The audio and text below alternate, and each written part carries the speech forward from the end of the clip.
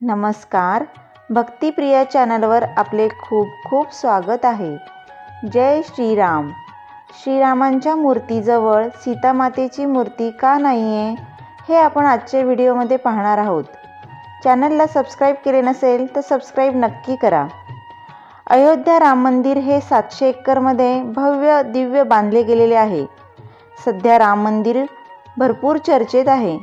अयोध्येचे हे मंदिर 500 वर्षाच्या युद्धाच्या विजयाशी, धार्मिक श्रद्धा, पौराणिक श्रद्धा आणि प्रभू रामाच्या जन्मस्थानाशी निगडीत आहे.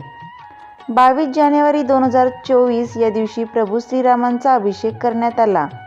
हा सोनेरी दिवस इतिहासाच्या पानात नोंदवला गेला. अयोध्येतील मुख्य मंदिरांव्यतिरिक्त जन्मभूमी संकुलात आणखी 7 मंदिरे बांधण्याचे काम सुरू आहे. यामध्ये भगवानांचे गुरु ब्रह्मश्री वशिष्ठ, ब्रह्म ऋषी विश्वामित्र, महर्षी वाल्मिकी, अगस्त्य मुनी, रामभक्त केवट, निषादराज आणि माता शबरी यांच्या मंदिरांचाही समावेश आहे. या मंदिरांचे काम 2024च्या अखेरीस पूर्ण होणार आहे. पण अयोध्येत बांधल्या जाणाऱ्या राम मंदिरात माता सीतेची मूर्ती का नाही? माता सीतेशिवाय राम एकटे कसे राहू शकतात? सीतेशिवाय राम अपूर्ण आहे आणि रामांशिवाय सीता अपूर्ण आहे. आपण आतापर्यंत पाहिलेल्या चित्रांमध्ये रामजी आणि माता सीता एकत्र आहेत. मग अयोध्येत उभारलेल्या भव्य मंदिरात माता सीतेची मूर्ती का नाही? रामचरितमानसच्या या श्लोकात राम आणि सीता यांच्या सहवासाचा उल्लेख केला आहे. रघुवंशातील भगवान श्री रामचंद्रजींना मी नमस्कार करतो, ज्यांचे अंग निळ्या कमळासारखे गडद आणि कोमल आहे, म्हणजेच नीलकमल, ज्यांच्या डाव्या बाजूला श्री सीताजी विराजमान आहेत आणि ज्यांच्या हातात अतुलनीय बाण आणि सुंदर धनुष्य आहे. रामचरितमानसच्या या श्लोकातही रामजी आणि माता सीता एकत्र राहिल्याचा उल्लेख आहे. तर अयोध्येच्या राम मंदिरात माता सीताची मूर्ती का नाही?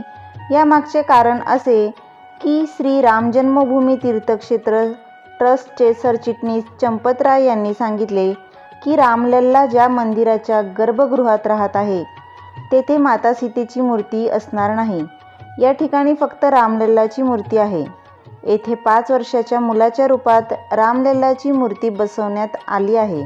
म्हणजे हे भगवंताचे असे रूप असेल ज्यात त्याचे लग्न झालेले नाही. यामुळेच माता सीतेची मूर्ती येथे राहणार नाही, कारण रामलल्ला येथे बालकाच्या रूपाने वास्तव्य करणार आहेत. प्रभू रामांचा विवाह माता सीतेशी झाला तेव्हा ते 27 वर्षांचे होते. तुलसीदासजींनी लिहिलेल्या रामचरितमानसमधील एका दोह्यात याचे वर्णन केले आहे. वर्ष 18 की सिया 27 के राम, किन्हो मन अभिलाष तब करनो हे सुरकाम. तर आजचा हा व्हिडिओ आवडल्यास जास्तीत जास्त शेअर करा आणि लाईक करा.